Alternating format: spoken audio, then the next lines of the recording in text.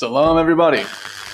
Welcome back to the Baal Shalom's Matan Torah with commentary by Rabbi Abraham Mordechai Gottlieb. I'll be referring to, as always, the Rebbe Shita. We're on page 111, section 20. The header reads, "The Israeli nation must continue to train itself and others until the world adopts the spiritual work of the love of others." Meaning to say, we have to be the big brother. We have an important role, and that's why we can say that our role is to be chosen, as we spoke about in prior classes. But the Creator chose us because He had no other choice. Meaning to say that the other nations of the world did not have the refinement like we did from our forefathers and the like. So it is up to us to be the example. And when we're not the example, the world lets us know. So the Baal Shalom begins. However, the conclusion of the rectification of the world will come when everyone in the world is included in the idea. The translator adds here literally the secret. So I guess the idea is a practical translation of the word sod. So the secret of the matter of God's service. As it is written, quote, "And God will be king over all the earth. On that day God will be one, and His name one." From Zechariah 14:9. Hu ishmo echad, He and His name will be one. His name are one. The original event, original condition in reality where this was the case was in the Ein Sof, before all of the world succeeded and chained from the original simple light. In the world of the Ein Sof, there was a process of building a complete vessel, being creation, being the complete Kli, the Malchut. Malchut means kingship, because a king needs servants. A king needs people like us to claim his kingship. And so, Malchut, being the vessel that receives the abundance, receives the Shefa from the Creator, is called as such. In the condition of the Ein Sof, the Malchut was completely and utterly one, unified with the Creator, even though she was receiving. So what this pasuk, what this verse in Zechariah is meaning to say is that in future time, we will come back to that condition. In the introduction to the Zohar, the Baal Shalom says that there's three conditions. Very generally speaking, there's the first condition of the creature being completely unified with the Creator in the condition of Malchut in the Ein Sof. Infinite goodness, infinite abundance. But even so, the Malchut was influenced by the 100% light that she was imbued with, and she wanted to be like the light, meaning she wanted to employ the characteristic of giving and not receiving. And that's what the Tzimtzum was. A lot of the world believes that Tzimtzum was something done by the Creator Himself, meaning He created and restricted Himself by creating an empty space and then filled the space. But according to the Torah of the Baal Shalom, no, actually, through the free will of the Malchut, of the creature, of the creation, the Tzimtzum was made, meaning to say she decided that she wanted super perfection. It was not out of a place of lack. It was out of place of wanting to be adorned even more for the sake of her beloved, being the Creator. So that's condition one, says the Baal Shalom in the introduction to the Zohar. Stage two is the tikkun of creation. That's the 6,000 years that we are, God willing, speedily approaching the end of. And the tikkun has to do with raising the Shekhinah, which is another name for this Malchut. We are the Malchut, we are the Shekhinah. We are the feminine expression of the Creator, because the female aspect in spirituality, in principle, is a vessel, is that which receives. And we receive everything from the Creator. Our heartbeat, our breathing, every single detail of our lives is from the Creator.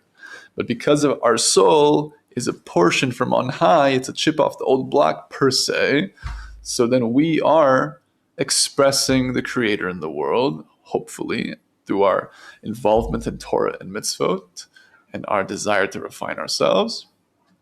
And thus we are a feminine expression of the Creator, so to speak, because we are the Kli, we're the vessel that receives the abundance. And then finally, stage 3 is coming back to the first condition. It's the infinite, eternal union with the Creator. We are the Kala, we're like the bride of the Creator, so to speak. And the 6,000 years is us courting Him and trying to correct ourselves and work on ourselves to finally be married to Him again.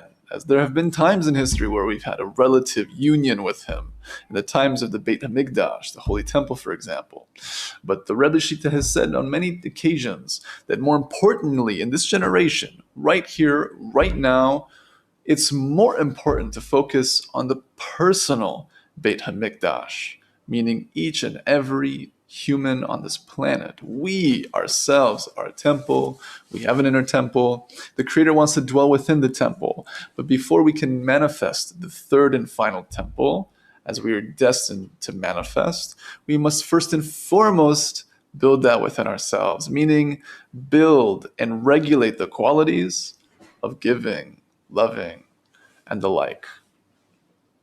So again, this is Zechariah verse is meaning to say that because God will be king over all the earth, on that day God will be one and His name will be one.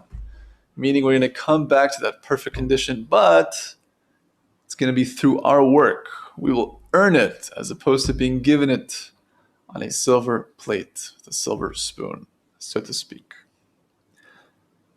And similarly, the writings quote, "For the earth will be full of the knowledge of God," from Yeshayahu, Isaiah 11:9, and quote, "and all the nations will stream to it," being God's house, from also Yeshayahu, being Isaiah 2:2.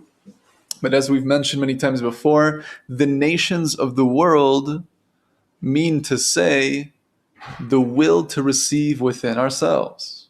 The 70 nations of the world, as they're described, are the 70 different aspects and the myriad of details that they employ within us, that we need to correct, that we need to transfer, that we need to convert into Yisrael, into Yashar Kel, straight to God, for the sake of heaven. So when the pasuk, when the verse here says, "and all the nations will stream to God's house," the inner manner is meaning to say that all the aspects of the will to receive for oneself alone will be focused and corrected towards serving the Creator. Because these aspects are within me, and God's house, being the temple, is also me. We are the temple. We have our inner spiritual temple. Our soul is housing the Creator, so to speak.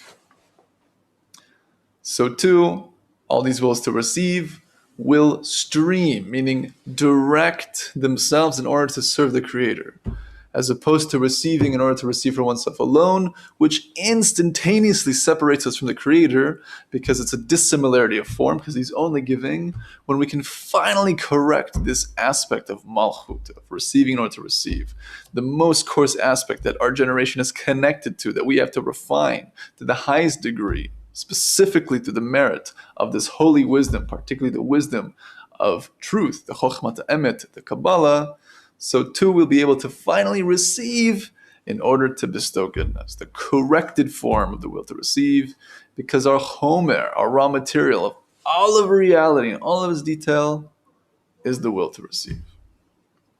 The Baal Salam continues, however, the role of Israel towards the whole world resembles the role of our holy fathers towards the Israelite nation. The refinement of our fathers enabled us to develop and become purified until we became worthy of receiving the Torah.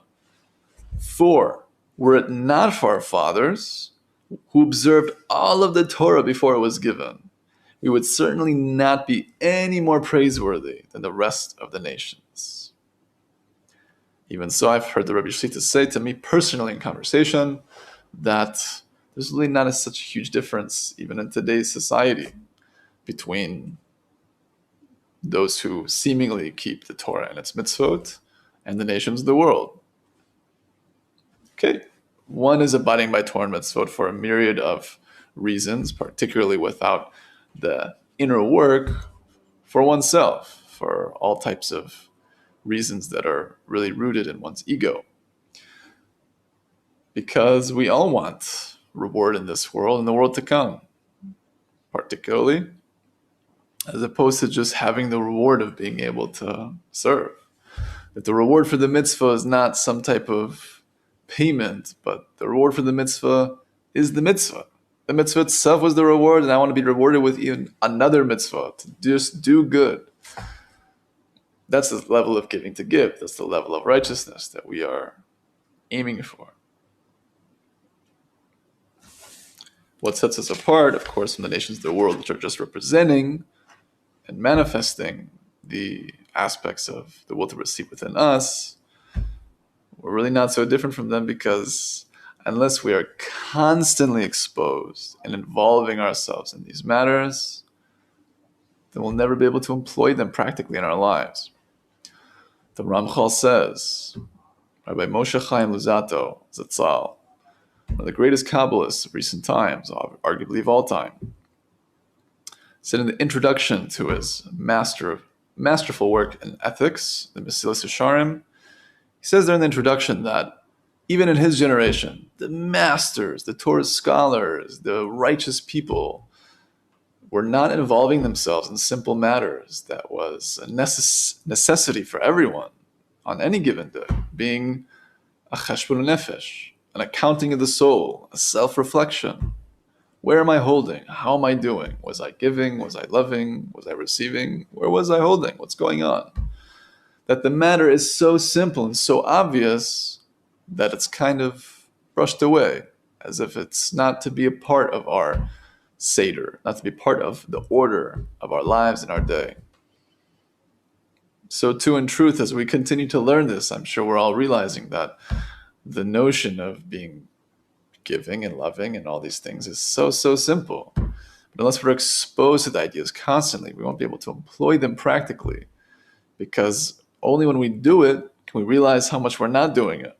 Meaning to say, only when we're involved in the mitzvah with the intention of giving, and we reflect either on the spot or after the fact of how much we actually did it in order to receive some type of payment or some type of reward, as opposed to just doing it for the sake of doing it for the Creator, seeing this gap, feeling that dissonance, that builds vessels, that builds the kelim that allows us to raise a true prayer, to raise our lack and fill that lack with abundance and goodness of refinement and being closer to the Creator. So the Rabbi Shlita says on this comment regarding, if it were not for our fathers who observed all of the Torah before it was given, we would certainly not be any more praiseworthy than the rest of the nations. The Rabbi Shlita says, so we see that God has no sentiments at all for the people of Israel. Rather, God seeks within the world a species like his own. Since God is merciful and gracious, he seeks such a nature among his creatures. Because this quality has been developing within the Israelite nation, they had been brought closer to God. Simple science, simple mathematics, similarity of form. The closer we are in characteristic to the Creator, the closer we are to him. Because this quality was already developing within us, and is hopefully, slowly but surely still developing, then we draw closer and closer. All this must be applied to each individual. That is, as long as the nations of the world within us are what controls our intentions, we cannot receive divine inspiration, and there can be no contact between us and God. Only according to the measure of our progress toward loving the other does the Creator form a connection with us. Although there's also the divine aspect referred to as, I am God who dwells with them in their defilement. This divine presence is found only within someone who has the potential to arrive at loving the other. For then God shows the person how his or her self-love is defilement, and in this way, he or she slowly progresses towards arriving at loving the other. We need to recognize our lack. We need to recognize the bitter truth of how receiving and egotistical we are. Without that recognition, we can't work on it. I can't work on something I don't know and don't see. And even then, we work on it as hard as we can, only to come to the breaking point of realizing we can't do it. We literally cannot do it alone. And thus, we realize and say, with tears in our eyes and a broken heart, Creator, please save me. Please release me from the prison of the will to receive so I can be free, so I can have true freedom and truly give to the other without any intention for myself.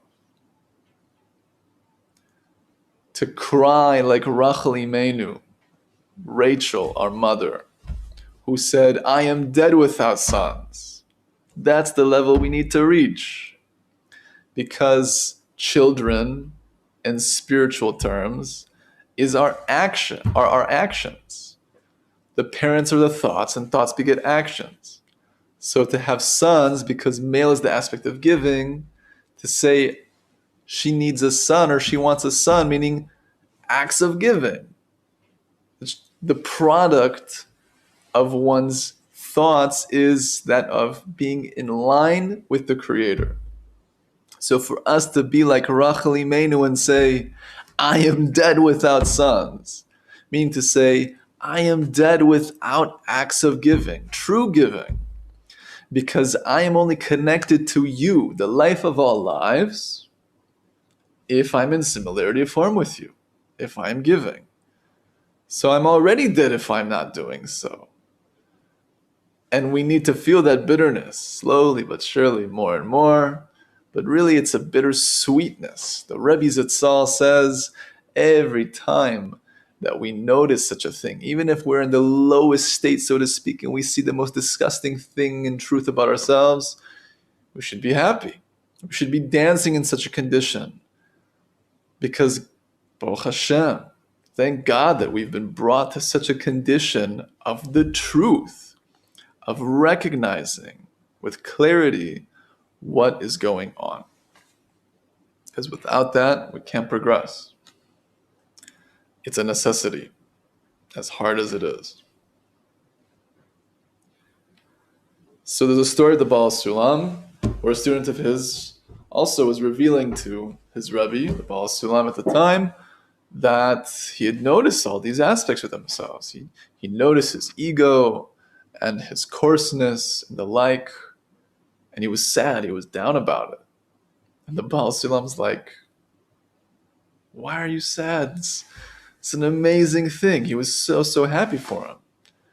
And he said something along the lines, if I'm paraphrasing here, that just noticing it, just having the recognition of the evil is like turning bone to dust.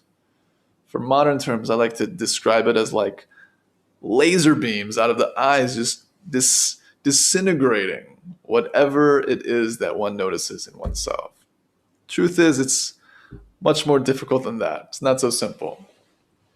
But just to notice it itself is already a tikkun.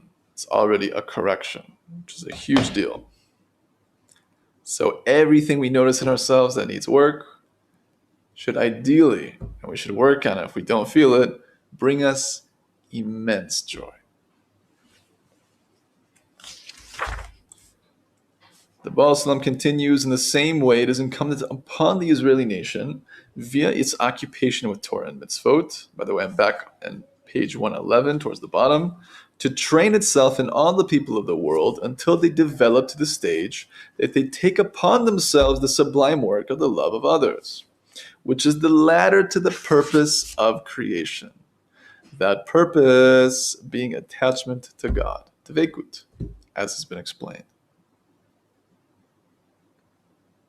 He continues, in this way, each and every commandment that each individual from Israel performs with the intention to bring contentment to our Maker, and not for any payment of reward or self-love, promotes to some degree the development of all the people in the world. This is not done at once, but by slow, gradual development until these acts increase to such a degree that they can shift all the people in the world toward the desired purity. And this is what our sages call tipping the scale to the side of merit. The Bishita clarifies here, again it should be noted that the Hebrew word zechut, translated here as merit, can also mean spiritual refinement. So the tipping of the scale refers to attaining a state where spiritual refinement is dominant.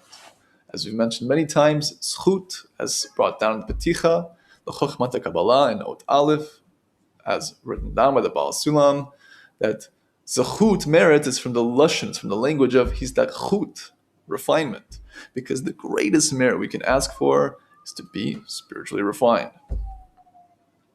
Zechut, I checked, the gematria, interestingly, is 433, which is Ani Kel Shakai. Pronouncing those two last words, those are both holy names of the Creator, so I'm pronouncing them differently, but the Creator revealed Himself to the likes of Moshe Rabbeinu, Avraham Avinu, with this name.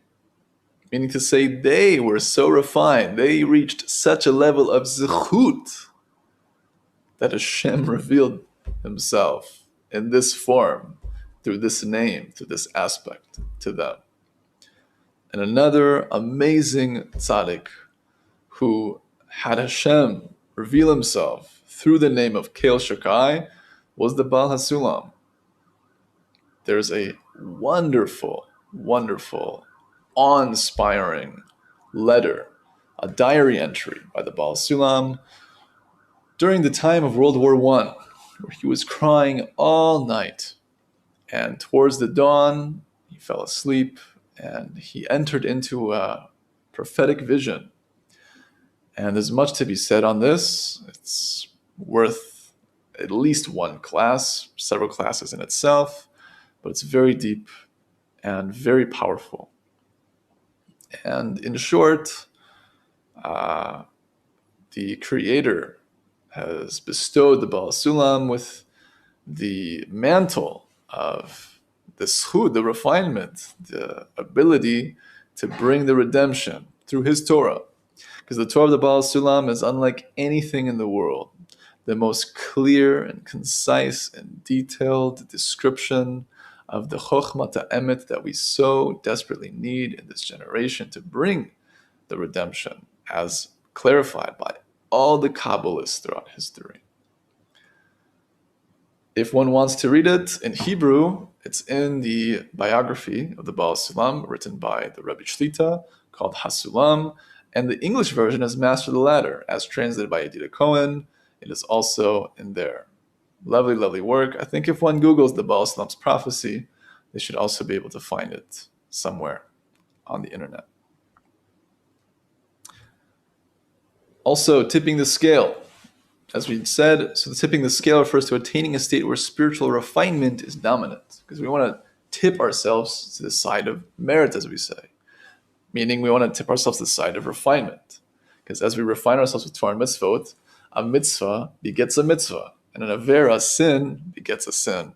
Avera, from the language of passing over, or to be veered, meaning I'm being veered from being Yashar Kel. I'm being veered from being in line with the will of the Creator.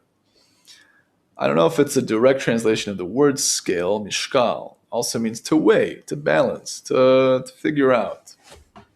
But I think practically it also is like a scale. And the gematria of mishkal, of scale or weighing, is 470, which is the gematria of Tanakh, which is the acronym for Torah, Nevi'im, Ketuvim, the 24 books of the canon of Judaism, the Holy Torah.